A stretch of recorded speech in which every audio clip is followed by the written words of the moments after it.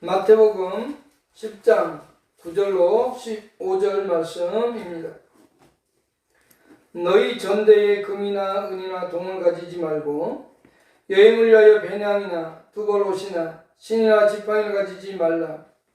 이는 일꾼이 자기의 먹을 것 받는 것이 마땅함이라. 어떤 성이나 마을에 들어가든지 그 중에 합당한 자를 찾아내어 너희가 떠나기까지 거기서 머물라. 또 그 집에 들어가면서 평안하기를 빌라. 그 집이 이에 합당하면 너희 빈 평안이 거기 임할 것이요 만일 합당하지 아니하면 그 평안이 너희에게 돌아올 것이니라. 누구든지 너희를 영접하지도 아니하고 너희 말을 듣지도 아니하거든 그 집이나 성에서 나가 너희 발의 먼지를 떨어버리라. 내가 진실로 너희에게 이르노니 심판날에 소돔과 고모라 땅이 그 성보다 견디기 쉬우리라. 아멘.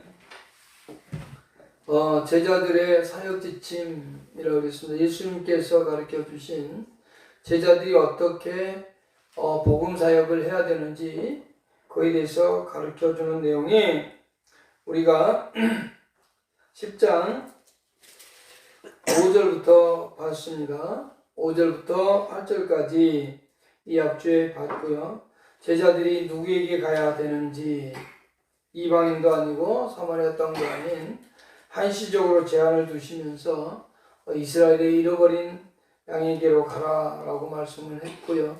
그 제자들이 그러면 말씀과 그들의 행위에서 가져야 되는 본질적인 가장 중요한 본질이 뭐냐라고 할 때 가면서 그들은 전파해야 되고 그 전파의 내용이 바로 천국이 가까웠다. 다시 말하면 하나님이 다스린 나라가 가까이 왔다는 겁니다. 그런데 그냥 가서 그냥 전하는 것이 아니고 그들에게 4가지의 권능을 부여해 줬습니다. 병자를 고칠 수 있는 육체적 치유를 할 수 있는 능력과 또 죽은 자를 살릴 수 있는 능력을 줬습니다. 존재적인 차원에서 우리가 존재에 있어서의 치유가 해결되었고 또 나병 환자를 깨끗하게 함으로 인해서 종교적, 의식적 치유까지 그리고 귀신을 쫓아내며 라는 권능을 주셔서 영적이며 정신적인 치유까지도 행해라고 말씀하면서 그와 같은 일을 하면서 물질을 탐하거나 자기의 사리사욕을 탐하지 말 것을 말씀했는데 거저 받았으니 거저 주라 였습니다. 이게 이 앞주까지의 내용이고요. 그럼 이제 3번째 제자들이 먹을 것과 그러면 그들이 전도사역을 하면서 지낼 곳은 어떻게 구해야 하는가입니다. 그리고 그들이 복음을 전하러 갔을 때 과연 어떻게 우리가 준비를 하고 어떻게 그것들을 구해서 먹고 살아갈 것인가에 대한 말씀을 이제 9절부터 15절까지의 내용 속에서 해주고 있는 겁니다. 첫 번째, 제일 먼저 9절부터 보십시다. 자, 9절 보겠습니다. 마태복음 10장 9절.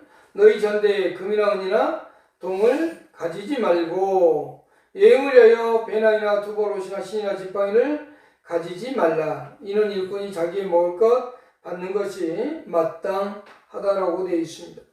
첫 번째 먹을 것을 어떻게 할 거냐입니다. 그들에게 예수님은 뭐라고 되어 있으냐면 아무것도 그들 스스로 아무것도 준비하지 말아라입니다. 아무것도 준비하지 말아라. 왜요? 그것들은 하나님께서 해결해 주겠다는 거죠. 자, 거기 첫 번째 이제 보십시다. 9절에 너희는 너희 전대에 금이나 은이나 동을 가지지 말고 라고 되어 있습니다. 전대가 뭐냐면 우리 이제 농촌에 사시는 할머니들은 쉽게 알 수 있을 텐데 옛날에 그 한복 같은 데 보면 이 복주머니를 이 옷 속에다 이렇게 넣어갖고 그 안에 돈 같은 거 넣어놓고 그랬잖아요. 그래서 애들 손주나 뭐 돈 줄 때 거기서 이렇게 주머니 딱 꺼내가지고 펼쳐주는 것처럼 비슷한 거예요. 이 돈을 넣어가지고 우리 품속이나 이런 몸속이나 허리 이런 데 차가지고 넣고 다니는 쉽게 말하면 돈주머니입니다. 이것은 이제 의복에 이렇게 주머니를 만들어서 우리는 이제 복주머니 차고 다녔지만 이것은 이제 옷에 이렇게 호주머니를 하나 만들어서 그렇게 휴대하기 편하도록 가지고 다니는 일종의 말하면 지갑 같은 거예요. 지갑을 그냥 이 몸 안에 차고 다닌다. 그렇게 생각하면 됩니다. 거기 안에다가 뭘 넣지 말라고요? 금, 은, 동을 넣지 말라는 거죠. 쉽게 말하면, 지금으로 말하면, 5만원, 만원권, 5천원권, 너 갖고 다니지 말라. 그 소리입니다. 그러니까, 쉽게 말하면 물질을 가지고 다니지 말라. 이거예요. 로마와 헬라 지역에서 화폐는 금과 대개는 은이었습니다. 그런데 이제 헤롯의 화폐, 헤롯은 조금 이제 그 화폐의 가치가 떨어져서 동으로 만들어졌는데요. 이 모든 것이 가리키는 건 뭐냐면 물질을 가리키는 거예요. 그러니까 쉽게 말하면 복음을 전하러 다니면서 많은 돈 가지고 다니지 마라. 그거 갖고 다니면서 밥 사 먹을 생각하지 말고 그것으로 숙소 잡을 생각하지 말고 라고 하는 거예요. 그러니까 아무것도 가지지 말고 가라 이거고요. 9절에 있고요. 다 10절 보십시다. 여행을 위하여 배낭이나 두벌옷이나 신이나 지팡이를 가지지 말라.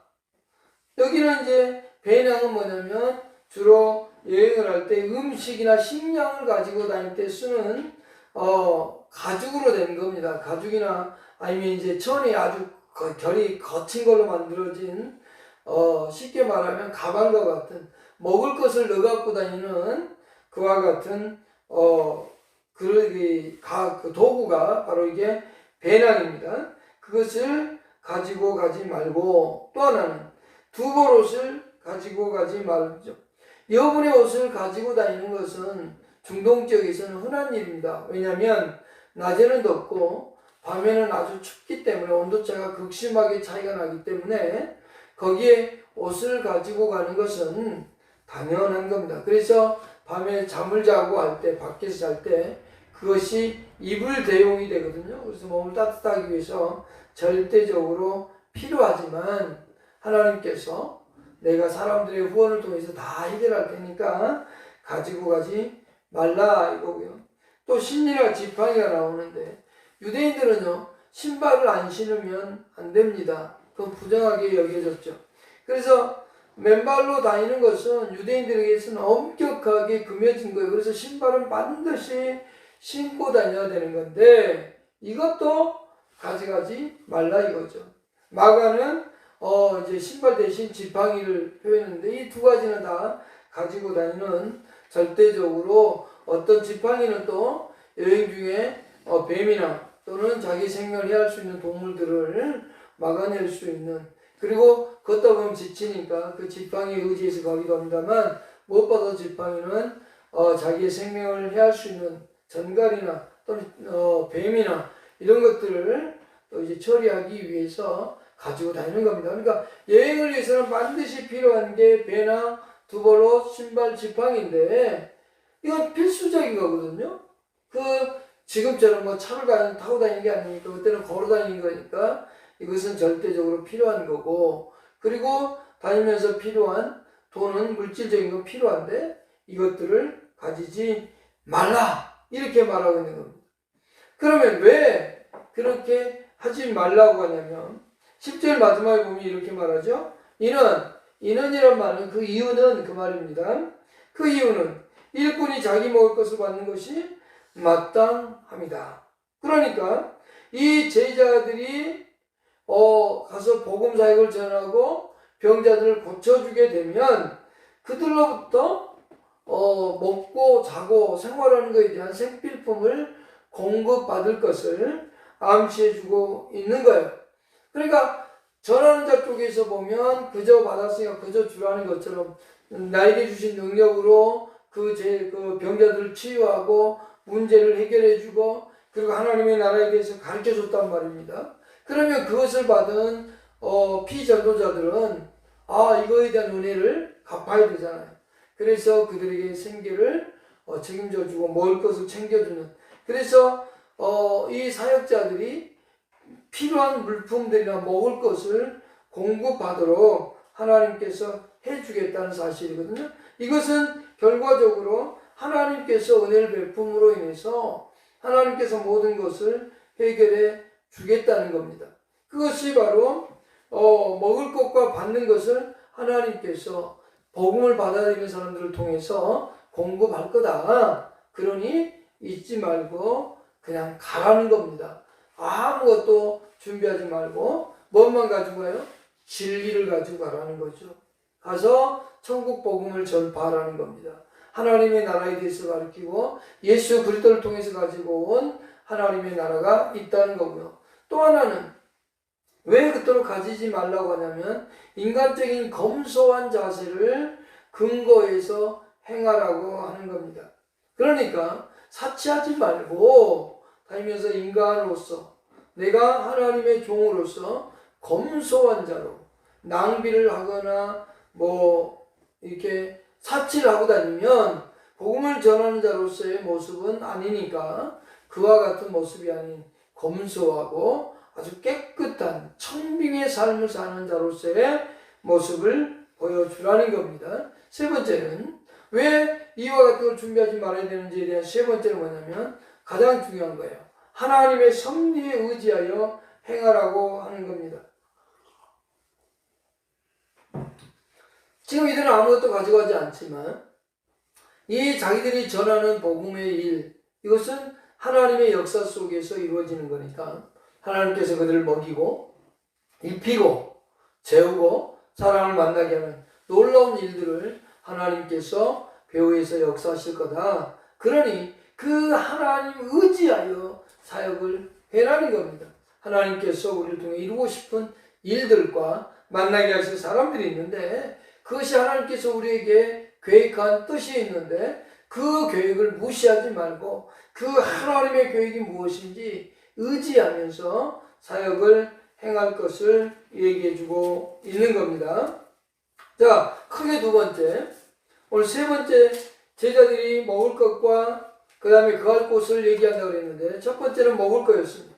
그러면 이제는 뭐가 필요하냐? 잠잘 곳이 필요하잖아요. 그리고 여기저기 또 다니지만 여행을 하지만 그래도 어느 지역에 가면 며칠이라도 묵고 복음을 전해야 된단 말이죠. 자, 그래서 지낼 곳은 어떻게 할 거냐라고 하는 것을 얘기해 주고 있는데 11절입니다.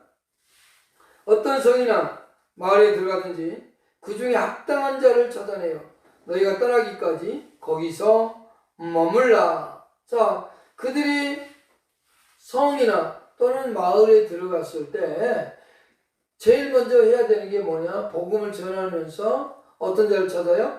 합당한 자를 찾는 게 중요한 거예요. 여기서 합당한 자, 이것은 무슨 뜻이냐면 복음을 잘 받아들이고 복음 전하는 자들을 잘 영접하는 마음을 가진 자들. 다시 말하면 이런 사람들이 어디든지 있다는 사실을 기억하고 먼저 가야 됩니다. 그러니까 이들이 이 성으로 가건 저 마을로 가건 간에 거기 가면 복음을 잘 받아들이고 또 복음을 전하는 자들을 잘 영접하는 사람들이 언제나 존재한다는 사실을 먼저 인식하고 기억해야만 되는 겁니다.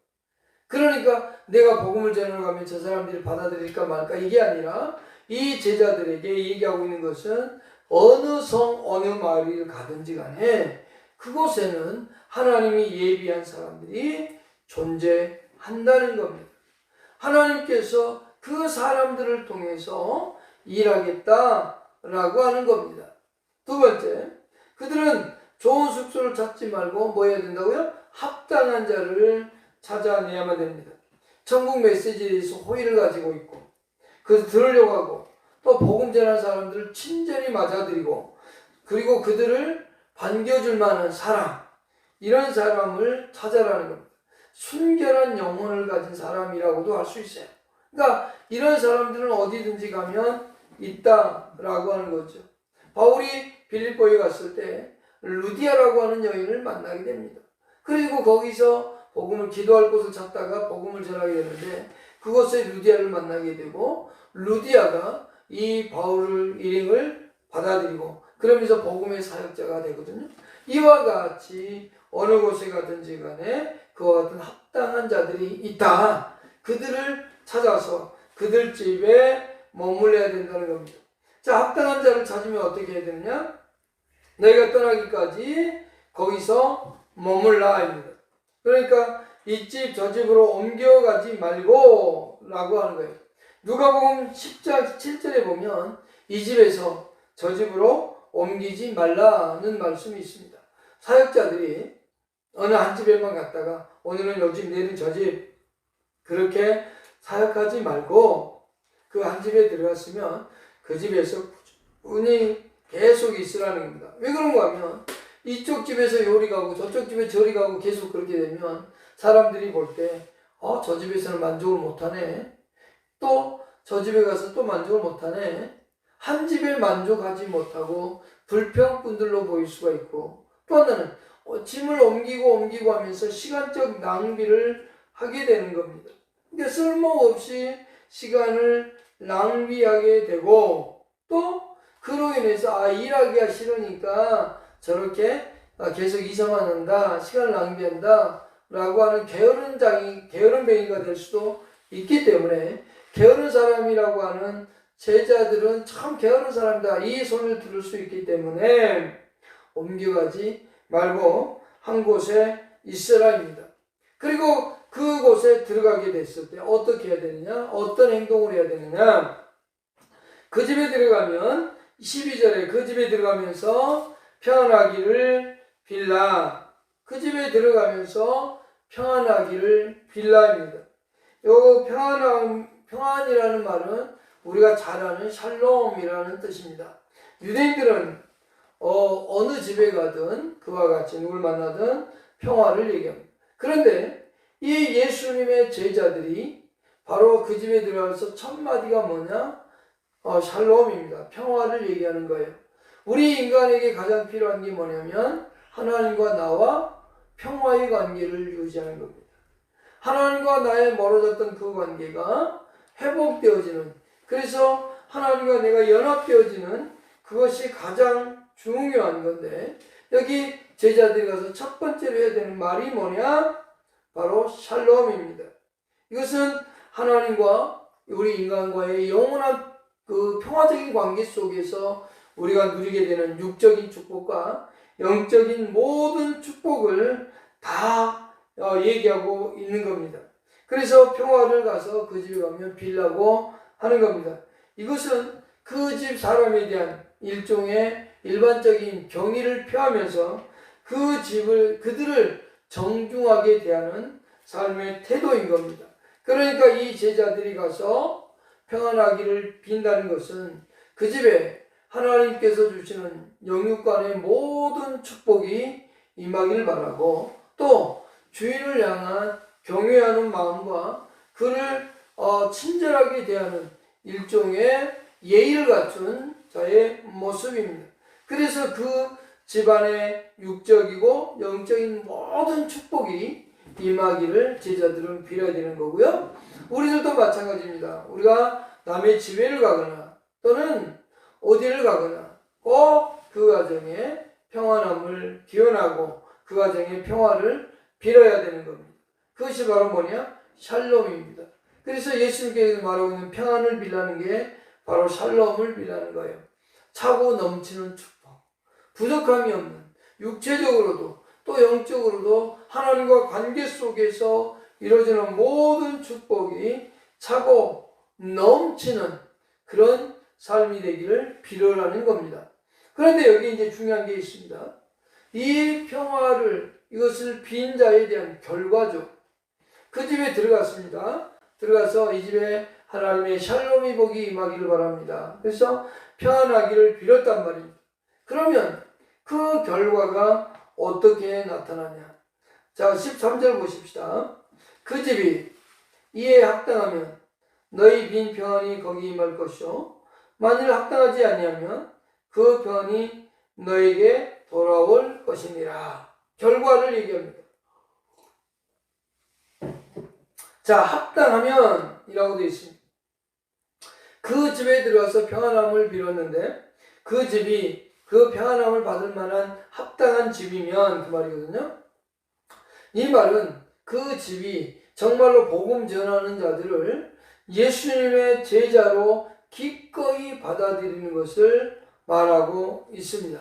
그러니까 이 제자들이 왔을 때, 복음 전하는 사람들이 왔을 때 그들을 받아들이는 것은 바로 예수님의 제자들이 우리 집에 오셨구나, 곧 예수님이 우리 가정에 오셨구나, 그 얘기를 하고 있는 겁니다. 그들이 복음을 받아들이고 순종한다면 제자들이 빈 이 평화의 기회가 바로 그들에게 실제적으로 임하게 된다는 겁니다. 실제적으로 그 가정이 정말로 이 예수님의 제자들을 예수님처럼 영접하고 받아들이면 바로 그 집에 예수님을 영접한 것과 동일한 결과가 온다. 그래서 그 가정에 이 진리가 선포되면 그대로 이루어진다는 겁니다. 그러나 반대로 합당하지 않으면, 거기에 13절에 만일 합당하지 않으면 그 평안이 너희에게 돌아올 것이니라. 그러니까 우리는 평화를 빌었는데 그 집이 잘 되면 좋잖아요. 그런데 그 평안함이 그 집에 합당하지 않으면 그 평안함이 누구에게 온다고요? 우리에게 온다입니다. 그러니까 이 예수님이 빈 진정한 평안은 사라지지 않는다는 겁니다. 없어지지 않는다는 겁니다. 이 제자들이 가서 한 그 말이 곧 예수님의 말씀처럼 절대 사라지지 않고 역동적으로 살아서 역사하는 결과물을 난다는 겁니다. 이게 우리에게 아주 중요한 겁니다. 우리가 이 예수님의 제자들과 같은 그런 사도직분은 아니지만 우리가 오늘날 이 예수 그리스도 안에서 하나님의 자녀가 되었고 하나님의 뜻대로 살아가는, 그리고 예수 그리스도를 본받아가는 삶을 살아가는 제자라면 우리들에게도 어딜 가든 저주하지 말고 축복하는 것을, 평화를 비는 것이 우리에게 득이 된다는 사실을 잊어서는 안 됩니다. 이것은 우리가 빈 평화는 하나의 역동적인 생명체가 되어서 언젠간 그들이 받아들이지 않으면 우리에게 돌아올 것이고, 그것을 받아들인다면 그 가정에 하나님의 평화가 임하게 된다는 겁니다. 어쨌든 이것이 이루어지는 순간까지, 성취되는 순간까지 살아서 생명력 넘치는 활동을 계속한다는 겁니다.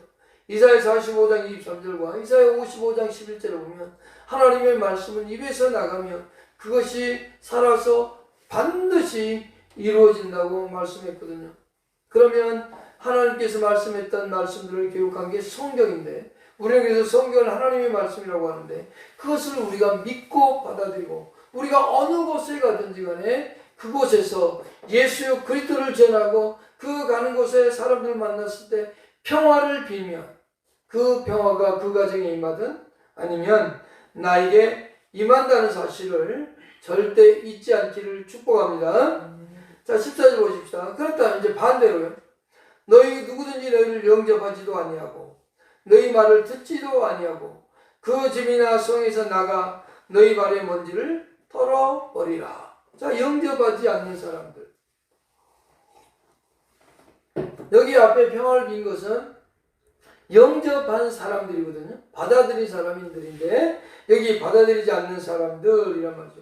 제자들을 영접하는 것은 곧 축복을 영접하는 것이고 영생과 축복을 받아들이는 것이거든요. 근데 반대로 받아들이지 않으면 뭐라고요? 예수님을, 그들을 배척한 거지만 결국은 예수님과 그의 복음을 배척한 것과 똑같은 것이므로 어떤 결과가 오냐고요? 저주가 그들에게 임하는 거죠. 예수님께서는 마태복음 25장 40절 이하에 소자에게 물 한 그릇 주는 것도 다 기억하신다고 그랬거든요. 예수 그리스도의 이름으로 오는 모든 사람들을 다 예수님 영접하듯이 영접할 것을 얘기해 주고 있습니다. 그런데 영접하지 않냐면 어떻게 하라고요? 발의 먼지를 떨어버리라 합니다. 여기선 유대인의 아주 오래된 전통에 의거해서 하는 겁니다. 영접하지 않는 사람들은 곧 예수님과 그 복음을 받아들이지 않는 거기 때문에 그들의 발에서 먼지를 털으라고 그랬는데, 이것은 유대인들에게 아주 유명한 전통적인 겁니다. 상대방의 관계와 단절을 의미하는 의식인데요. 저 사람과 이제 나하고는 관계가 끝난 거야 라고 할 때 그 단절을 얘기하는 그 의식을 상징하는 행위가 바로 먼지를 털어버리는 겁니다.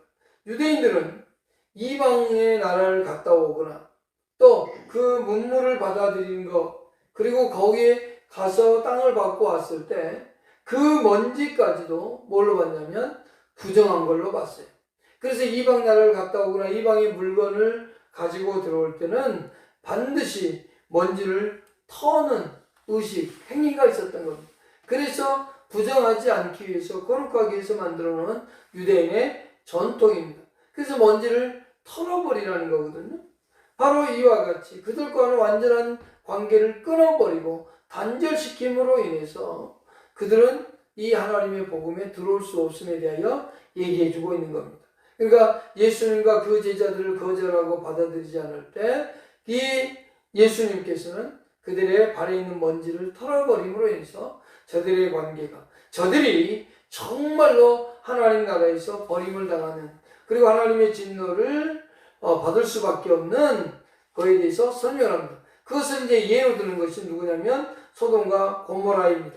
자, 15절 보십시다. 내가 진실로 너에게 이르노니 심판날에 소돔과 고모라 땅이 그 성보다 견디기 쉬우리라. 여기서 우리가 기억해야 되는 것은 복음을 영접하지 아니한 자들의 결과는 뭐냐? 기억해야 되는 건 반드시 심판의 날이 온다는 겁니다. 이 심판의 날은 언제냐?